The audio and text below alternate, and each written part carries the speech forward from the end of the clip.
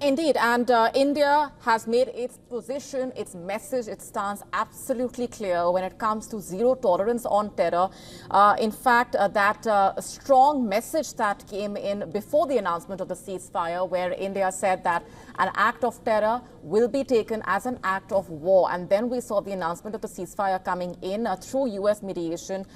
First of all, we had that post put out by Donald Trump talking about how the mediation continued through the night. This, of course, coming at a very crucial point, as we've been outlining for our viewers, where Pakistan was continuing with its escalatory moves while India had maintained that while it is not interested in an escalation, it will respond befittingly to Pakistan's moves, and so it did. We've seen how on the ground as well, we've been getting you a sense of the preparedness on part of India, and how Pakistan, on the other hand, had been resorting to those escalatory moves. A breakthrough now that's come in at a very significant juncture, where India and Pakistan have agreed to a ceasefire. Going back across now to our correspondent Idris Lone, who's been tracking those developments on the ground in Jammu and Kashmir. Idris, if you've had a chance to speak to any of the locals at this point, just to get in a sense of the reactions and tell us more about the mood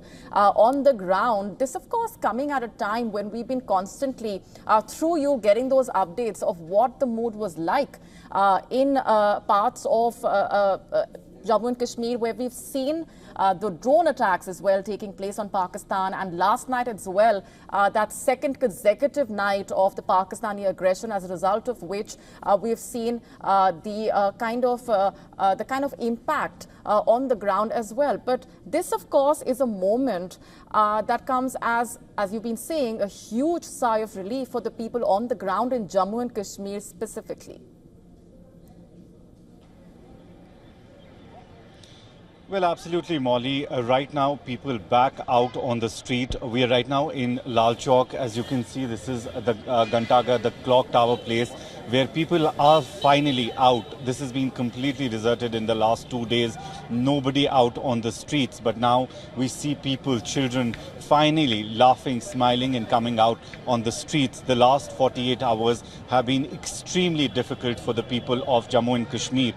We've seen the panic that was created because of the drone attacks that were taking place all across Jammu and Kashmir, whether it was the Jammu city or whether it was Srinagar that saw these drone attacks in the early morning today. There were multiple blasts that took place across Srinagar city also. So there was a lot of panic among the people from the last 48 hours. We've seen, Molly, in the last few days, around 22 people have died during the shelling that took place from across the border.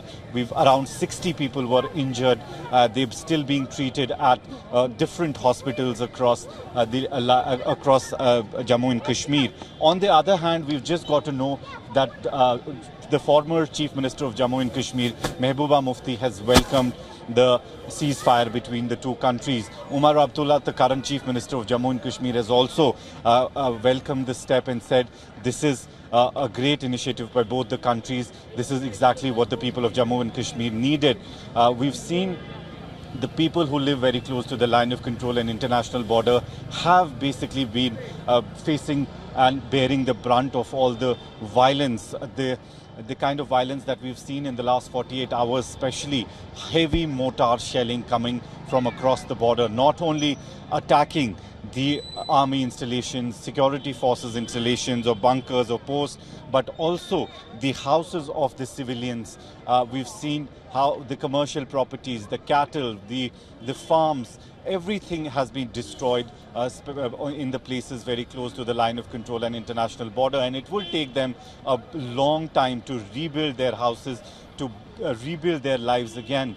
But nevertheless, it is a great news for all of them as well, so that they can actually return back to their houses. Indeed, Idris, what a strong contrast those images are from last night itself, when Jammu witnessed that blackout and the Pakistani aggression had continued, and now we've seen those people out and about on the streets. Stay with me, Idris.